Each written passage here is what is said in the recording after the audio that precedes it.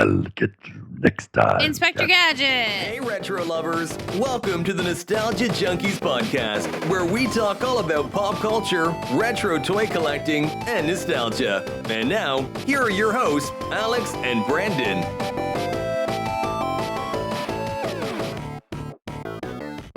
So I'm Alex. And I'm Jocelyn. And this is Nostalgia Junkies. Woo! Well, intro. So I was watching TV last night, and the preview for the new season of Bel-Air came out. Are you familiar with what Bel-Air is? No. So, West Philadelphia, born and raised on the playground. Bel-Air. Bel-Air. Yeah. Yeah.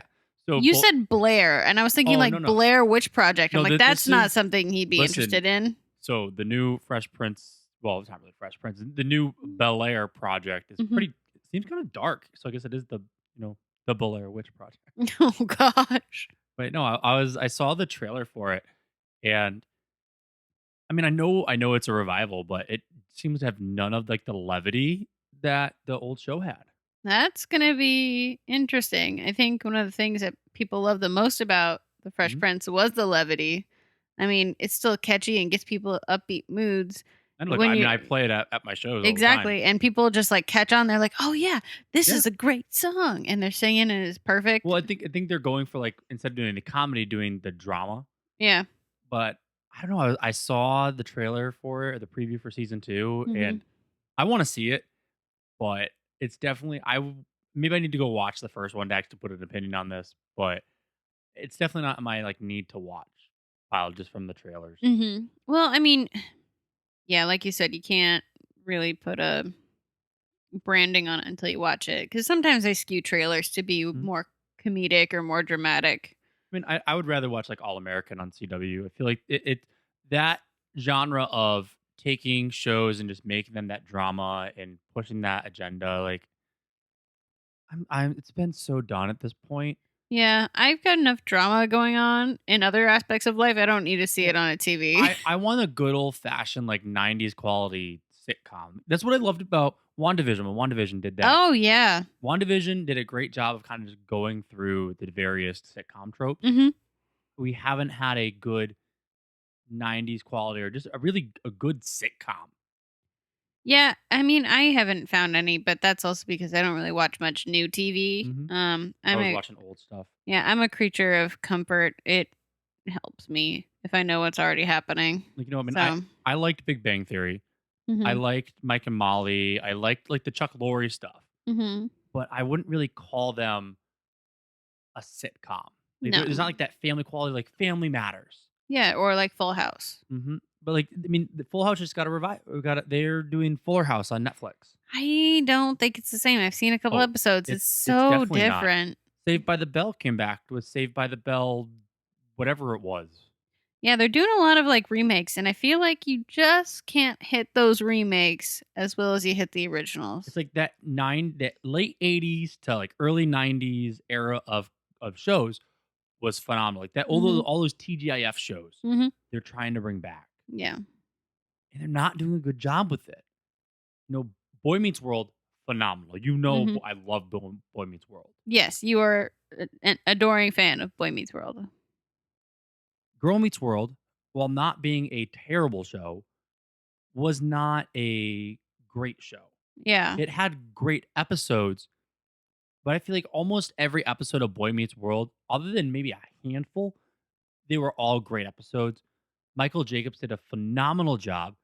I put you through the gauntlet that one night. Yeah, you hit me with all the emotional episodes, and I was like, I'm not emotionally prepared for this, but yeah, okay, I'll cry on the couch until 2 a.m. That's fine.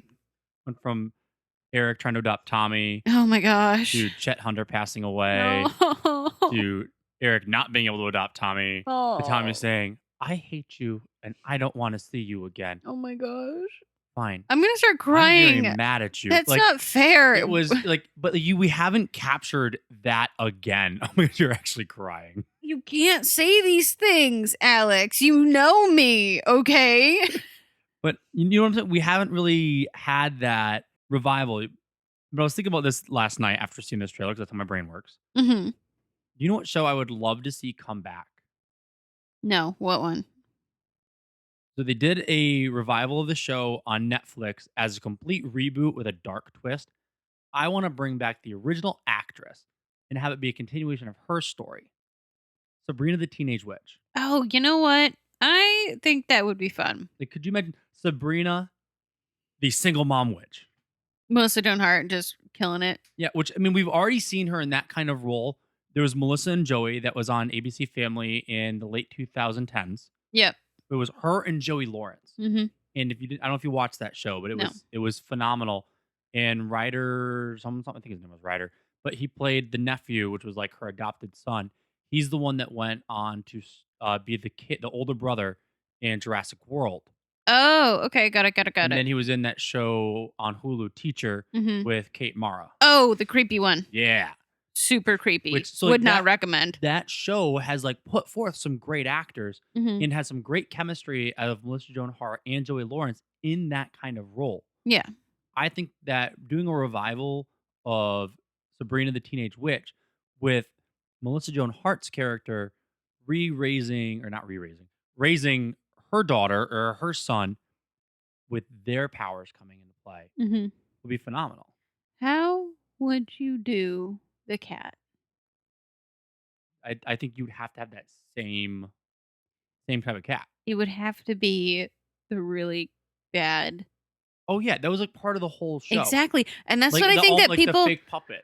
I feel like people are trying to move away from the terribleness of the fake puppet kind of era, but they need it. This is why I think the best black witchcraft cat from the 90s is Salem over Binks. Binks from Hocus Pocus? Yeah. Or Salem from Sabrina the Teenage Witch? I think Salem, because I just think he had more screen time. Well, he had more screen time. And his cartoon, his cartoony comical and his antics. Sarcasm was just his sarcasm. Unmatched, unrivaled. It was great. But, as we're talking about these revival shows from the 90s, I think we kind of have to talk about the 90s show. Yeah. I wasn't even thinking about that one. I was thinking about How I Met Your Father.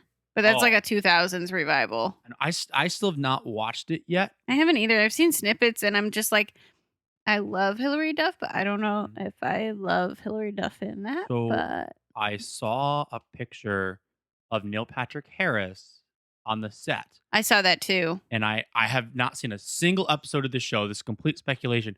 What if Hilary Duff's character in How I Met Your Father is Barney's daughter from the last season of How I Met Your Mother? Well, I don't know. Like, I guess we'll have to watch it. I know we have to watch that. But I was saying that 90s show. Yes, that I have seen snippets of that. I know that you've watched it, right? I have. Was the best parts the returning cast? No.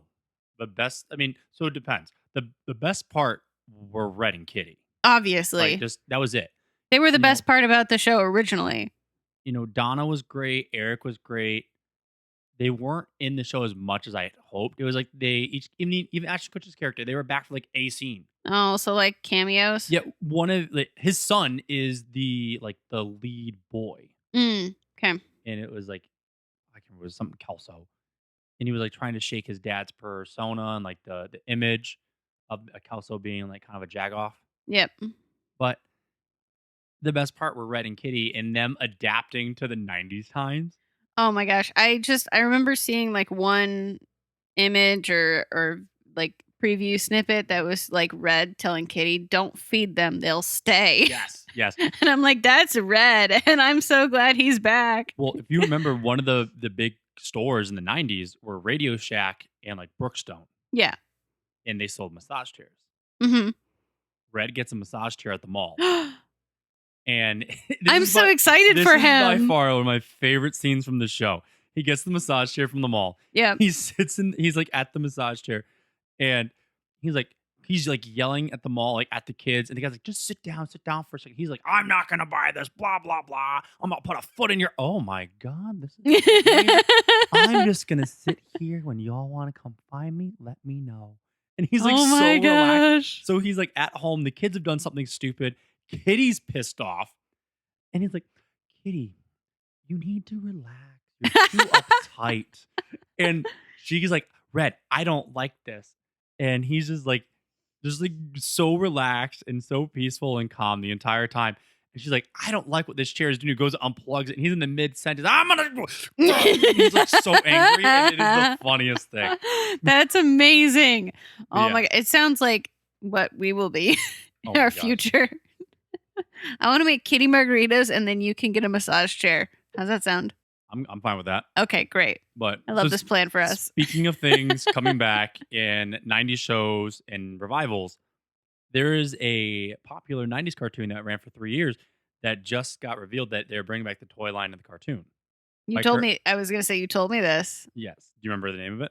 Biker Mice from Mars. Biker Mice from Mars. Mhm. The Nacelle Company, which is the company that has done Toys That Made Us and Movies That Made Us, and they do the toy passport for I toy stores in the love country. that stuff that they do. Those videos were great, or those movies were great, and then the toy passport is very, very fun. I love the toy passport. It makes me want to go to more toy stores, which is definitely something you enjoy. Yes, and Brandon's store Retro Junk is actually a toy store in the toy passport. Yes. When is he getting a stamp? Do we know? We don't know when he's getting a stamp, but he is currently opening up his new store. Brandon has been a very busy man, and we hope to get him back on the podcast very soon. Mm-hmm. So Biker Mice from Mars is coming back. The original show that came out in 1993 from 1996 had voice actors like Ron Paulson from Pinky and the Brain, Okay. Ian Ziering, who went on to do Sharknado, Mm-hmm. and Brad Garrett, who was Robert Barone, also known as the Jimmy Johns guy. Jimmy John. Darn you, Jimmy Johns. Great. Yeah, so the company that produced the toys Mm-hmm. was Galoob. Galoob. That's a fun name. And you remember what toys they made other than Biker Mice from Mars, right? No, I have no idea. I'll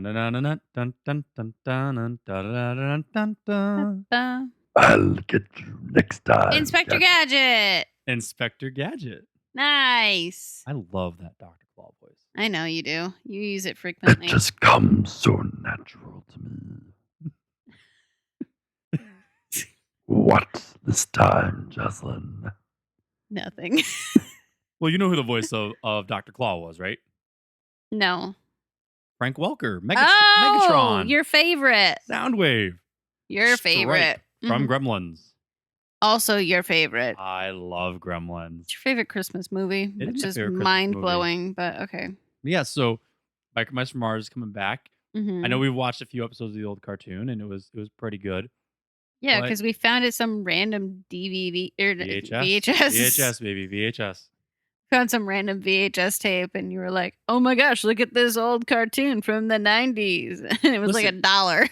I love my Ninja Turtles knockoffs. I think You that's do. very evident with the case of Street Sharks. That's right to your left.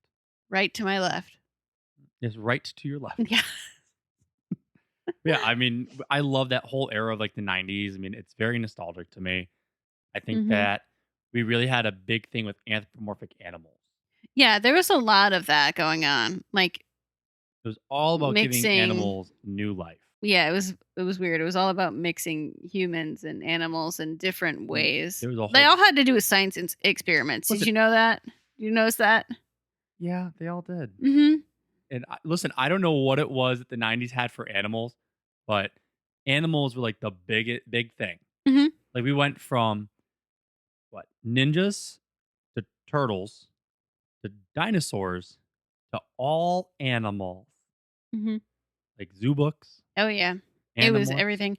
Well, I'm wondering, is this what kind of like something that helps spur us on as a generation to help eliminate animal testing in products? Possibly. Like we were inundated with it, Mhm. like testing all these different science things on animals and like the evil labs and stuff like that, right? Oh, I could definitely see that with like the way that they spiked up everything with animals. That, Oh, that yeah. our whole generation's like, no more testing on animals. Mm-hmm. I mean, VeggieTales taught me not to eat vegetables. Obviously. I mean, after watching VeggieTales, I didn't want to kill Bob or Larry. Who would? No, they're my VeggieTales. Fairy tales. Yes. So, a couple weeks ago, every week, I guess we post on Instagram Mm-hmm. a blue versus red. Yes. Do you want the blue pill or do you want the red pill? I like these. They Mm-hmm. actually cause some discourse if they're done correctly, because They make it a tough choice, but Well, I love when there's like, especially with the way that we do it, where there's like multiple shows, not just this or that. Oh no, It's- you can't have just one thing on the blue pill and one thing on the red pill. You have to have multiples, and you cannot have any of the other ones Exactly. that are in the opposite pill. They exist. They just don't. They no longer exist in this universe. Mm-hmm. So on our Instagram page, on Nostalgia Junkies podcast, we post these red and blue pills that people vote on, Mhm. and it's like, what would you rather have? And it's funny because some weeks it is a complete landslide in one direction, and some weeks it is just neck and neck, like 45-55. Mm-hmm. It gets pretty interesting, pretty dicey there. Mhm. But the other week we posted a WB Kids, kind of going back to the podcast that Joe and I did months ago. Yep. About would you prefer the blue pill of Spider-Man, Ninja Turtles, Freakazoid, or X-Men and Pokemon, Or the red pill?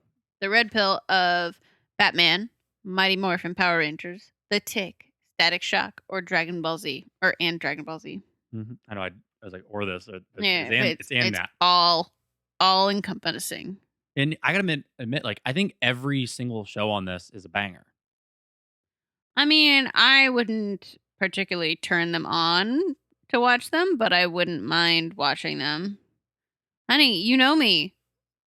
I feel offended. I feel offended over here. All right, go to your safe space, Snowflake. Wow. I'm spicy tonight. Yes, you are. I mean, listen, I could see Batman is a terrible show, especially Excuse Batman the animated me. Excuse Excuse me. I am picking the red pill just for Batman. I know you are picking the red pill solely for Batman. And Yeah. I am going with the blue pills, honestly, just for X-Men and Pokemon. Like Ninja Turtles, the cartoon is great. I'm not the biggest Ninja Turtle toy collector. No, there's too much. Yeah, I mean, I'm more Street Sharks. If you had Street Sharks on one side and Ninja Turtles on the other, I'm going Street Sharks all day, every day. Mm-hmm. But yeah, definitely, you're a red pill. I'm a blue pill. I'm curious, what are you? In the comments, let us know down below. Are you a blue pill? Do you like Spider-Man, Ninja Turtles, Freakazoid, X-Men, and Pokemon? Or are you a red pill with Batman, Mighty Morphin Power Rangers, The Tick, Static Shock, and Dragon Ball Z? I think the hardest one for me to have to get rid of was Static Shock. Yeah, that one, I knew you liked that one. That and Power Rangers. But like, I feel like Power Rangers, it's so campy. Static Shock it was such a generational cartoon. All right. Yeah. But what do you say we get into what we're talking about tonight? Let's do it. You want to tell people what we're talking about tonight? We're talking about the 1993 classic Steven Spielberg's We're Back. Which is actually funny because he was an executive producer on that movie. He didn't direct it. Oh, I did not know that. Yeah, they put his name right at the top. Yeah, where a director's name should be. Well, because you know what came out in 1993 as well. Jurassic Park. Jurassic Park. Jurassic Park came out in June of 1993. It was the top rated or top grossing movie when you were born. Yes, it is. They say that, the movie that came out on the year that you were born is how your year's going to go. I guess I'm dealing with dinosaurs. I'm turning 30. Woo. My dirty 30. Dinosaur 30. Dinosaur 30. Dinosaur 30.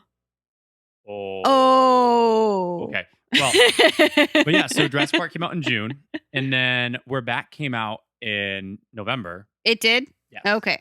Which, what was it? Like, I know we already kind of talked about this of going like Ninja, Turtles, Dinosaurs. Mm-hmm. What was it that specifically in 1993, and then like in a couple years after that dinosaurs were just like the hot thing? I don't know, but every time we talked about like something hyper focused on like a year focused on different subjects, I just think of the guy from the History Channel with the crazy hair. Dinosaurs. Aliens. Yeah, exactly. Dinosaurs. Yeah. But I mean, think about it. Like, we had Jurassic Park. Yes. We Amazing movie. 10 out of 10. We had We're Back. Yes. We had Extreme Dinosaurs, which was the spinoff of Street Sharks. I think as kids we were just all obsessed with dinosaurs. We also, I don't know if you remember this movie. It's like it's a really underrated dinosaur movie. Prehysteria. I don't know that one. Oh, and what about Land Before Time? Well, Land Before Time. All of those. What about Dinosaurs, the actual movie from Disney, and Dinosaurs, the TGIF sitcom? Yeah. But you don't remember Prehysteria? No. Oh, it's like Honey, I Shrunk the Kids, but dinosaurs. They're already shrunk, like little mini dinosaurs. No. I'll have to show you. If you remember Prehysteria, let us know because Yeah, that 'cause I was don't remember. a great great 90s movie.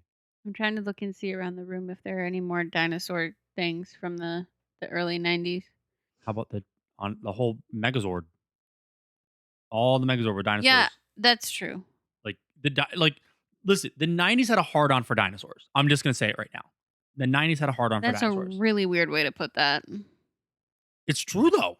They were very obsessed. They were dinosaurs. Dinosaurs. Dinosaurs. Okay, well, so we should start talking about We're Back. We're Back had a great voice acting cast. Oh my gosh, it was stacked. We had John Goodman. Yep. Jay Leno. Yep. Julia Child. Yep. I actually know who all these people are, by the way. Yeardley Smith, who is the voice of Lisa Simpson. Oh, yes. Mm-hmm. It was honestly, I believe, I might be wrong on this, but other than Lisa Simpson, Cecilia Nuthatch in We're Back is the only other animated character that she has ever voiced. That's crazy. And our last but not least, Captain New Eyes, Walter Cronkite. Yeah. Yeah, it's a very stacked cast. Oh, and sorry, I forgot one more. Martin Short. How could you Stubbs the forget Clown. Martin Short? 'Cause I always got him confused with Steve Martin as a kid. Steve Martin and Martin Short, the funniest show in town at the moment. Listen, they always put Steve Martin and Martin Short together. I literally thought the person's name was Steve Martin Short. I was a child. I was just a young and crazy guy. Okay, so talking about We're Back, though, stacked vocal cast. Mhm. Pretty easy to follow storyline, Mhm. which was awesome for a kid. Awesome one-liners.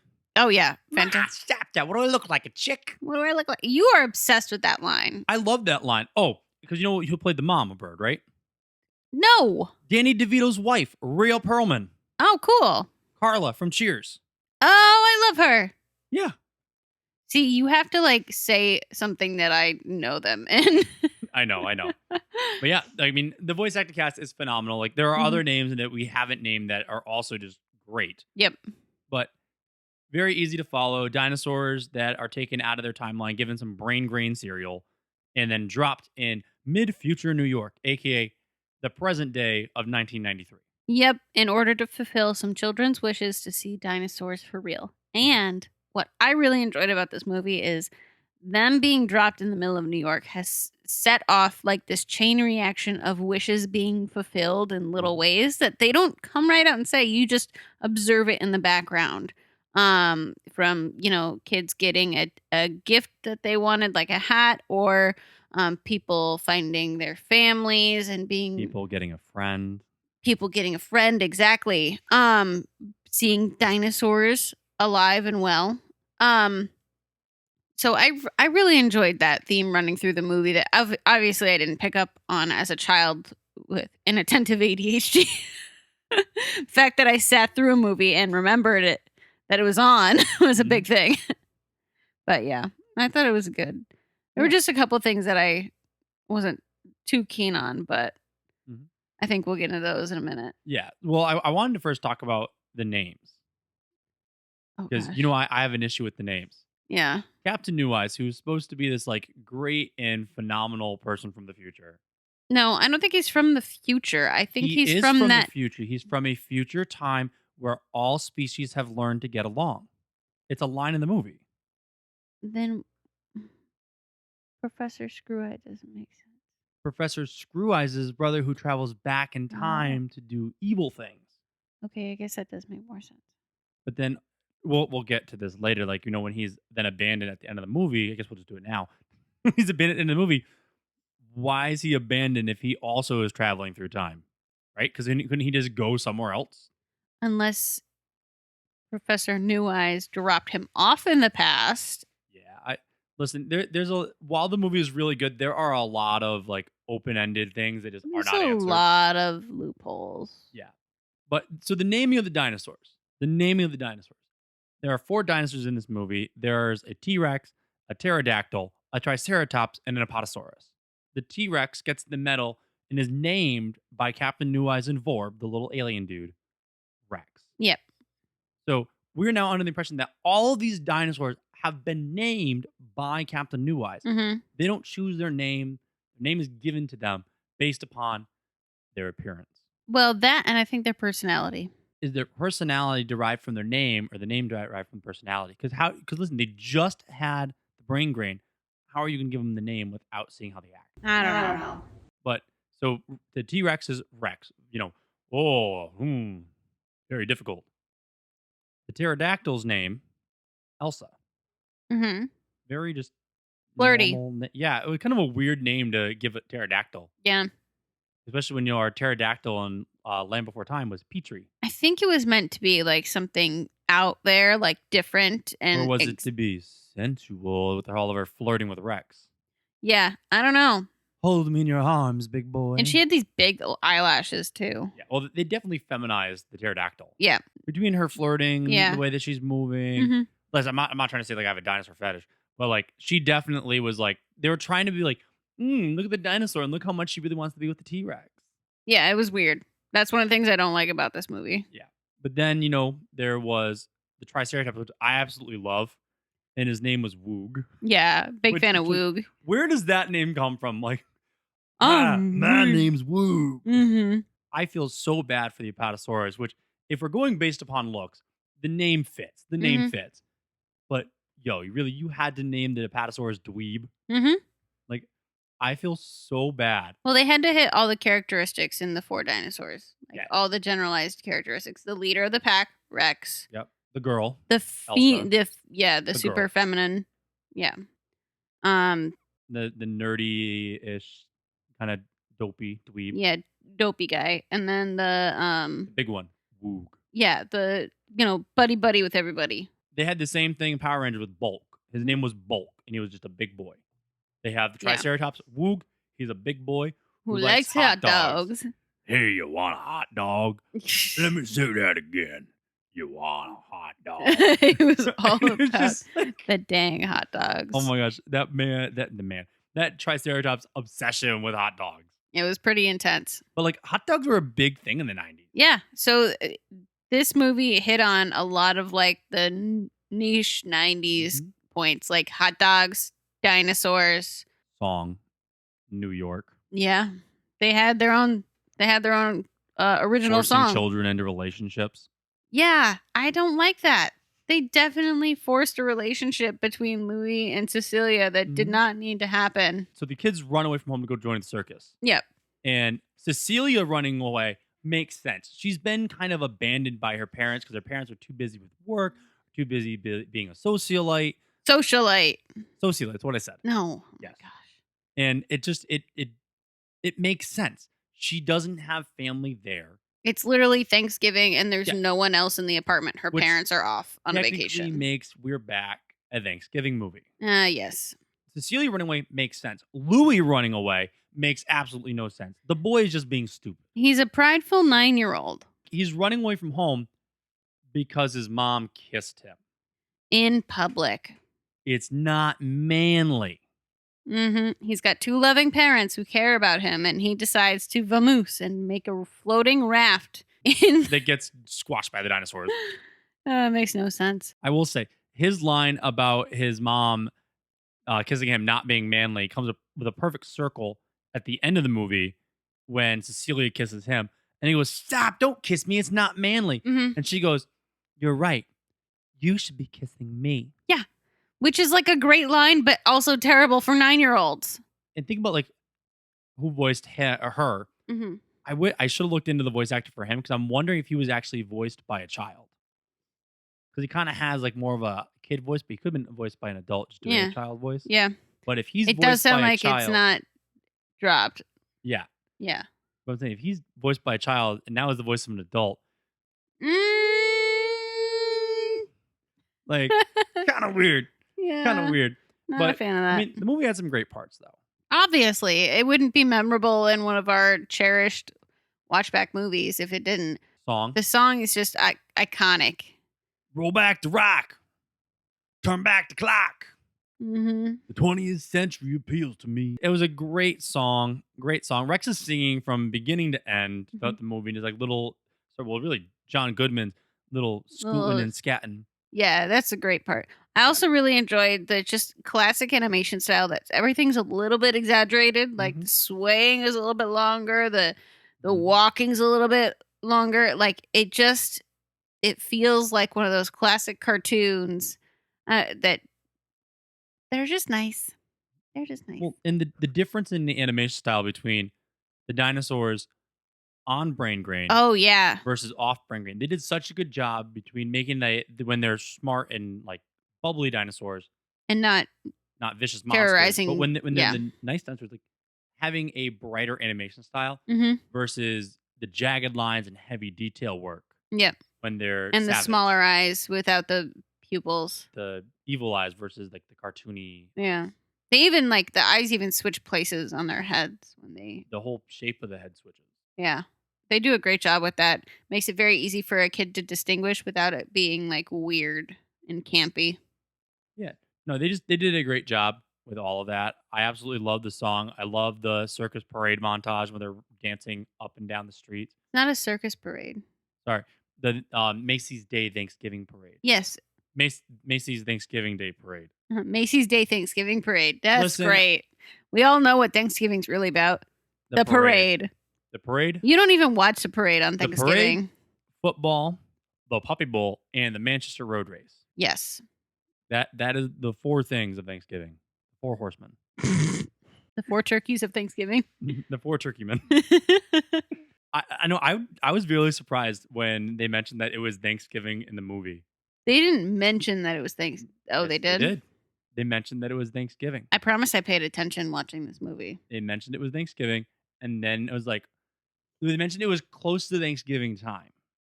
Or it was like Thanksgiving season or like that weekend. And then it ended up being the parade, which like the only parade that happens that like general time in New York, especially in the 90s. Especially with the big balloons. Macy's Thanksgiving Day Parade. Mm-hmm. They did a good job kind of being creative and having fun with how the dinosaurs would travel through New York and the different kind of chaos that they'd end up in. The themes of like hot dogs, friendship, all this coming together. I thought it was Park, the Museum of Natural History. Mm-hmm. They hit a lot of the ideal New York key moments. Which I think this is where the Night at the Museum actually got their idea from. I would hope so. It's a great idea. Well, because the whole purpose of them going to the Museum of Natural History was for Dr. Believe to have them be pretending to be statues, then bring the kids behind the curtain and have the dinosaurs talk to them. Yeah. Like that's really just the Night at the Museum, like statues that come to life. I will never not believe that the dinosaurs are alive and I just can't talk to them because I'm an adult now. You're crazy. Yeah, I know. Yeah. One scene that haunted me from this movie, and I think it haunted you as well, when Professor Screw Eyes was murdered by a murder, and then just his little screw eye was left spinning on the floor, and the crow came and picked it up. Really freaking creepy as a kid. Still creepy as an adult.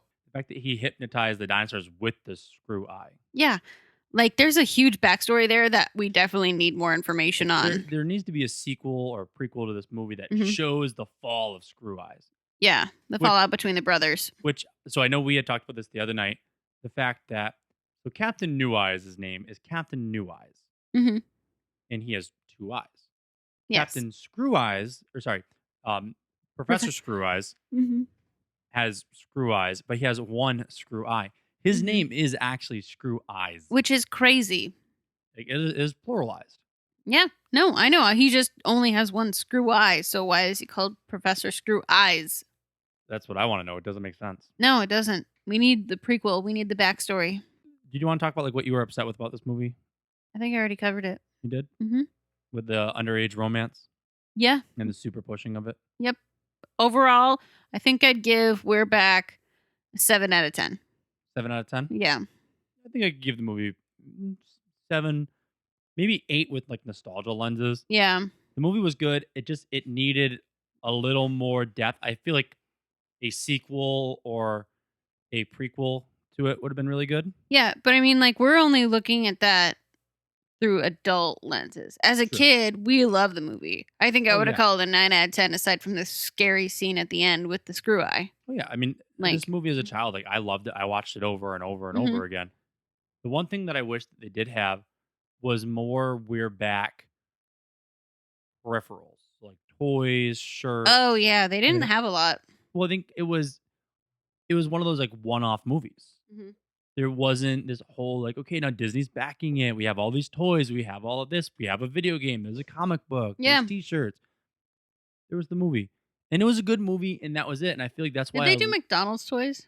They might have done McDonald's toys. I feel like they Or did Happy Meal McDonald's. toys. Yeah. But because there wasn't this overarching like abundance of advertising, They didn't do a lot of merchandising for it. Yeah, it's a movie that's kind of fallen by the wayside, and I'm wondering if the reason they didn't do a lot of that is because of the extraneous amount of dinosaur stuff going on at the time Mm-hmm. and the Jurassic Park craze. Yeah. It was riding on the heels of the Jurassic Park craze. And if Steven Spielberg was a director for Jurassic Park and an executive producer for We're Back, I'm wondering if it was like to invest in both of those for toys would be counterintuitive. Yeah. I can see that, which is unfortunate. Should we move on to our last aspect of the night? Yes, we shall. Our trivia. So the other week or another podcast, we started doing trivia questions from 90s trivia at the end of the podcast. And we each picked 3 cards. And we tried to see if we can stump each other with 90s trivia. Okay. Would you like to go first? Yes, I would. Okay. I was feeling spicy, so I think I picked some difficult ones. Oh, you picked some difficult ones? Yes. Man, I picked some nice and easy ones for you. Well, that's nice. You're so I considerate. love how I picked the nice ones and you pick like do math.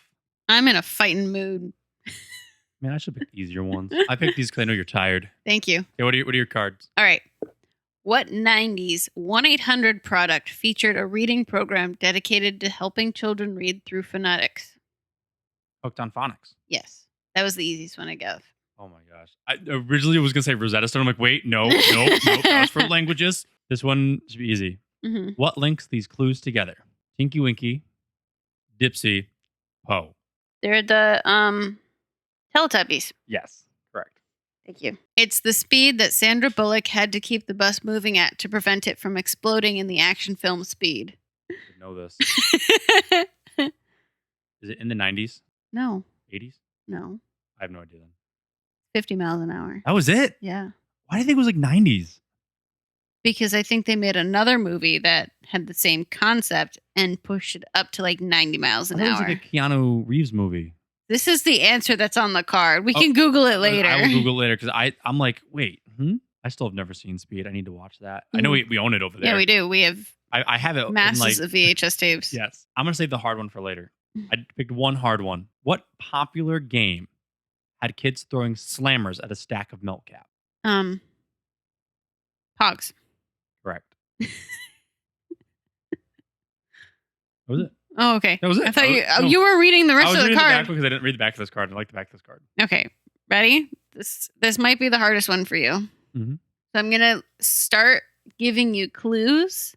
I'm going to give you 3 clues and then the question, okay? Mm-hmm. I'm not a prude. I'm just highly selective. I'm not clueless, as if I do want to do something for humanity. Oh, and I'm totally butt crazy in love with Josh. Who am I? Can you read them again? Yeah. I'm not a prude. I'm just highly selective. I'm not clueless, as if I do want to do something for humanity. Oh, and I'm totally butt crazy in love with Josh. Who am I? Not a clue. Cher Horowitz, played by Alicia Silverstone from the movie Clueless. Oh, you know that is like one of like my least loved movies. Love that movie so much. I feel like Clueless gets more love than it. We will discuss this later. I know it's an unpopular opinion. And I know this probably sounds like I just don't like Clueless because I didn't get the answer. I found it to be boring. I find Snow Day to be a much better Nickelodeon movie. Clueless is great. Yeah, okay. Whatever. I'm debating on which one I want to give you. No. You already picked the card. You cannot do this. Okay, I'll save this one for next episode then. It's a numbers game. So the answer is just the number, your favorite. It's the total number of friends saying, "What's up?" in the original 1999 Budweiser commercial. I think it's really funny that you thought I paid attention to Budweiser commercials when in 1999 when I was 6 years old. Well, they've also replayed this commercial a dozen times, and it was redone in the Scary Movies. 12. No. Way more? No. Way less? Way less. 3. Nope. 2. Nope. 4. Nope. 5. There you go. You're just going to say all the numbers. Yeah. Uh-huh. Listen, I am. It's like how my students are 1, 2, 3, 4, 5, 6, 7, 8, 9. Guys, it's a decimal. 1.1, 1.2, 1.3, 1.4. I'm like, guys, you're not going to get it that way. Yeah. Yeah, no, it was 5 friends. And if I remember correctly, there was the 2 guys on the couch, the 1 guy on the phone, the 1 that guy came in, and I think there was somebody else on the other side of the phone. And that was how they did the "What's up?" Okay. Yeah, I do remember that from the Scary Movie stuff, but Yeah. So that was actually the reason how I knew that was because the Scary Movie actually did it really well at the beginning. But yeah, so those were our 90s trivia. If you have any 90s trivia that you want us to ask each other, slide into our DMs on Instagram, send us something on TikTok, just post it in a comment on a video, comment it down on YouTube. But, remember to like, subscribe, rate, and review. Woo! All the things. Review. Yeah, remember to like, comment, subscribe, and review. It really helps out the podcast when you do it on Apple Podcasts or Spotify or iHeart or wherever you're listening to this. But we love what we're talking about. We hope that you enjoy it too. And if you have any ideas for what we should be talking about, let us know. But I'm Alex. And I'm Jocelyn. And this has been Nostalgia Junkies. Peace. Bye. That's all, folks. Thank you for listening to the Nostalgia Junkies podcast. Follow us on social media, subscribe to the podcast, and make sure to never miss an episode. Till the next episode.